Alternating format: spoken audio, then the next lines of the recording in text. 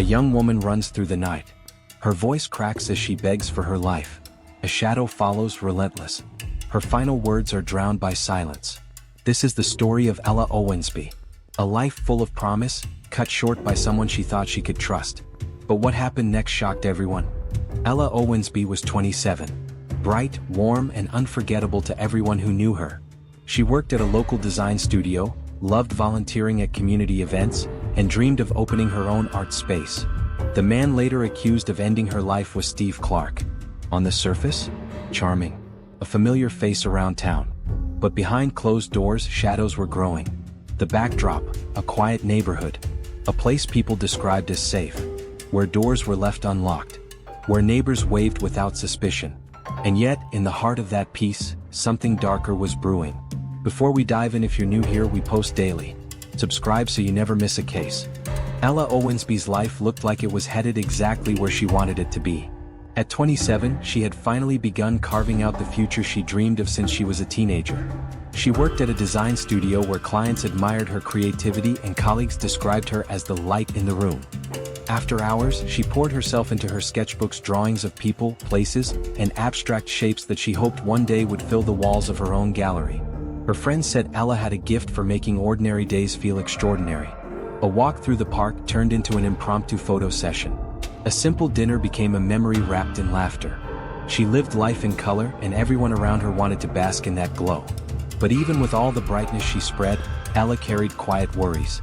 They showed in her journals, in the subtle way she looked over her shoulder on certain evenings, in the way her smile faltered when specific names came up. One of those names was Steve Clark. Steve wasn't a stranger. He was someone who lingered on the edges of her world, close enough to be familiar, but never truly welcomed in. At first, his presence seemed harmless. He'd offer to carry her groceries when they bumped into each other outside the market. He'd appear at the coffee shop where she often sketched, sitting just a few tables away, pretending to scroll his phone while stealing glances. It was the kind of attention that could be brushed off once or twice. But with Steve, it wasn't once or twice. It was constant. Little interruptions that began to form a pattern. Ella's friends started to notice. At a weekend picnic, when everyone was relaxed on the grass, one friend remembered Ella's phone buzzing non-stop. She flipped it face down, forcing a laugh. "It's nothing," she said. But her eyes told a different story. When pressed, she admitted softly, "It's Steve. He doesn't stop calling." There were late-night knocks at her door. Anonymous flowers left on her porch. A figure seen pacing outside her building just after midnight. Ella's sister once caught her staring out the window, hands gripping the curtain so tightly that her knuckles turned white. When asked, she whispered, "I think he's following me." And still, Ella tried to keep life normal. She kept sketching. She kept posting pictures of sunsets on her social media. She shared quotes about hope and new beginnings. But in her private writings, a darker tone emerged.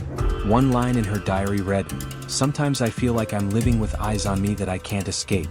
The more Steve hovered, the more Ella's world narrowed. Her walks became shorter. Her calls with friends ended quicker. Fear began stealing the spaces where joy once lived. And then, one week before her death, Ella said something chilling to a close friend over coffee. "If anything ever happens to me, it's Steve." The night Ella Owensby's life was stolen began like so many others. She had stayed late at the design studio, working on a client project that needed final touches before morning.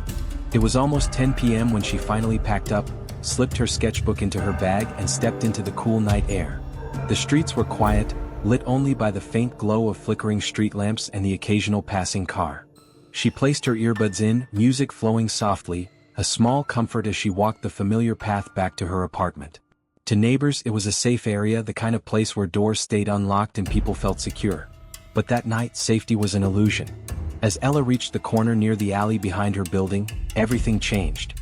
A neighbor across the street later reported hearing muffled voices, one female, one male. The man's voice was sharp, low, almost hissing. The woman's voice, trembling, pleaded for space.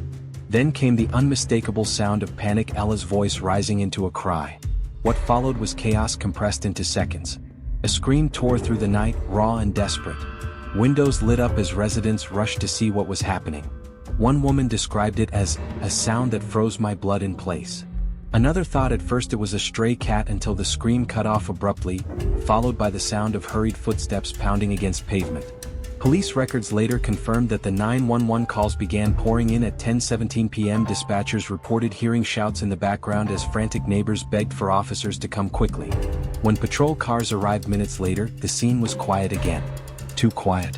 Then, under the dim glow of the stairwell leading to her building, they found her.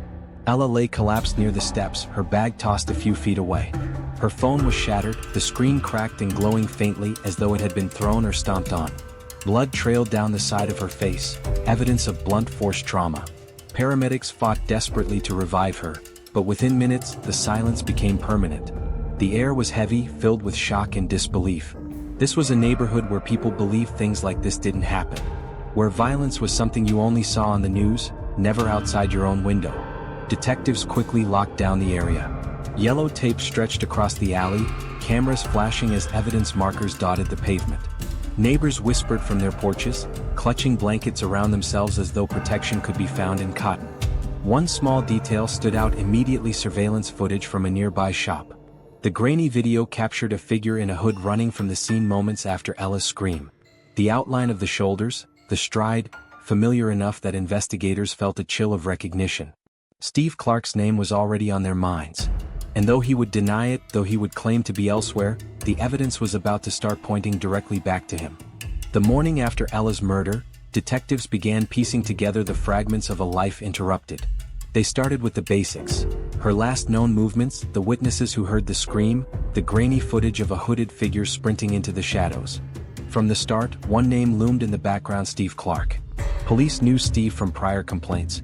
Ella had filed no formal reports, but friends told investigators about the calls, the flowers, the uneasy feeling she had around him. Still, suspicion wasn't proof.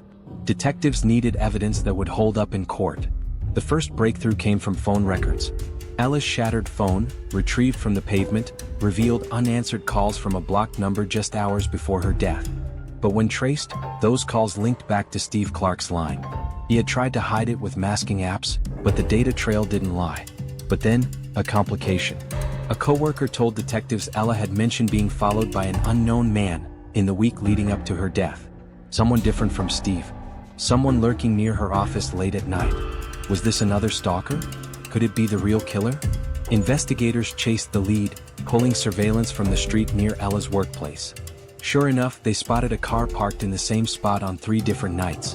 But when the plates came back, the vehicle was registered to none other than Steve Clark. Still, Steve played calm under questioning. He insisted he wasn't anywhere near Ella's apartment that night. He said he was at a friend's house watching TV. The friend, when interviewed, hesitated. At first, he backed Steve's story. But under pressure, his timeline cracked. He couldn't confirm Steve's exact whereabouts at the critical moment. Detectives leaned harder on Steve. His story shifted. He admitted he had been in the neighborhood. He admitted he argued with Ella that night. But he swore he left her alive. His confidence was unnerving, almost rehearsed. But then, forensics came back. Under Ella's fingernails, investigators found trace DNA, skin cells, signs of a struggle. The results matched Steve Clark. Even as the case tightened, police remained cautious. The defense could argue contamination. They needed more. So detectives pulled hours of security footage from nearby businesses.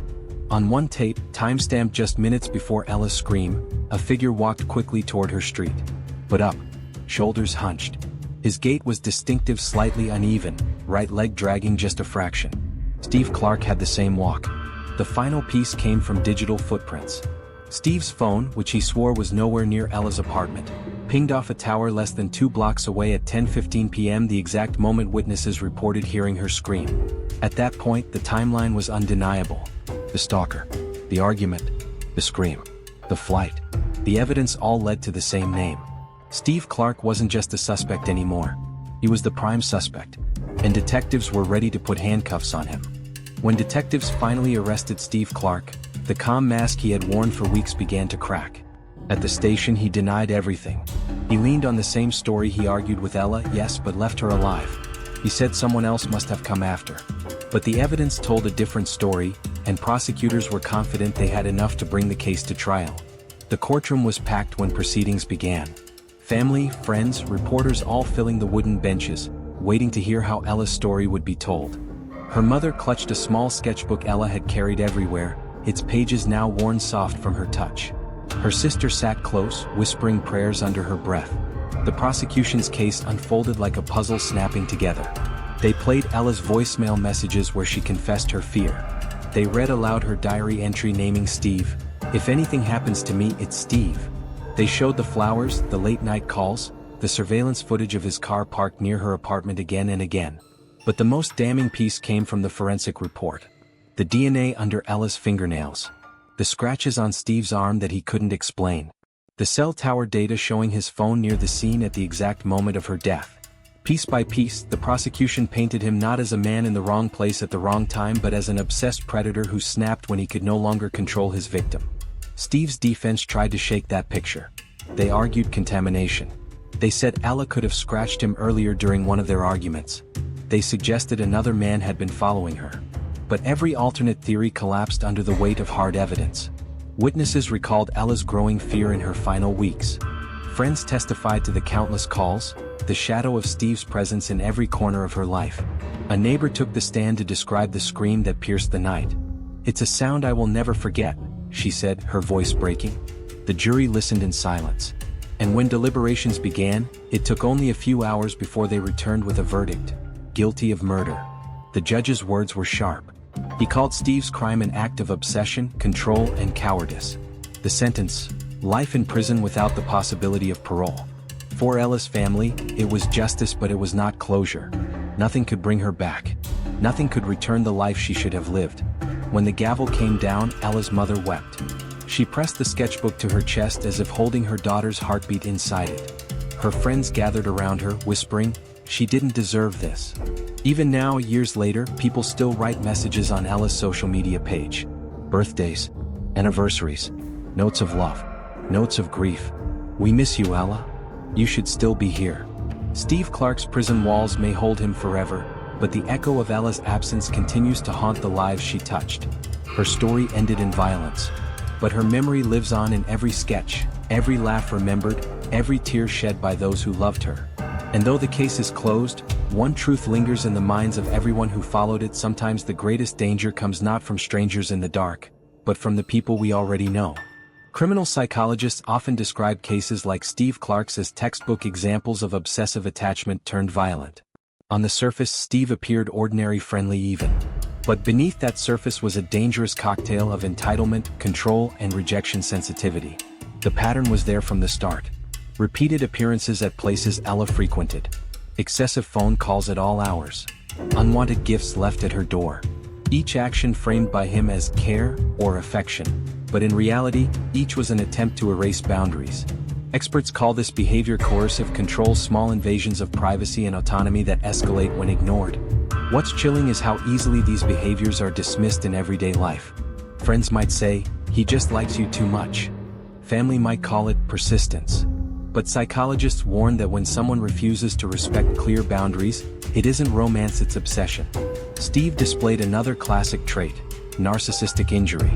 When Ella didn't reciprocate his feelings, when she tried to create distance, he didn't see it as her right to choose.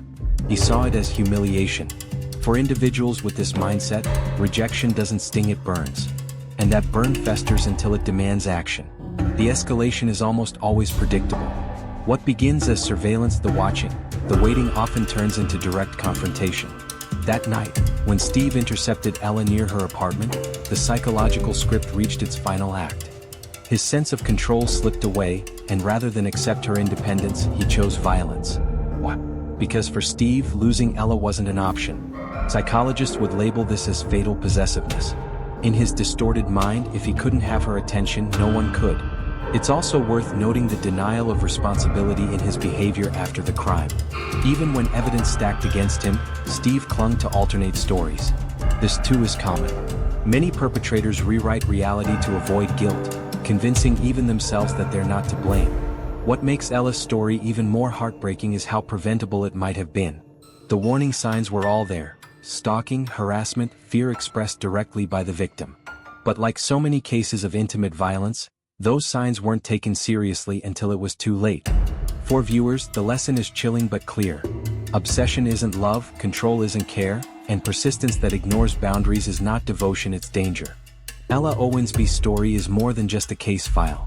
It's a reminder of how quickly light can be stolen when obsession turns to violence. A young woman with dreams, laughter, and a future was silenced by someone who claimed to care for her. Her family carries the weight of her absence every single day. Friends still leave messages on her page as if she might scroll through them somehow.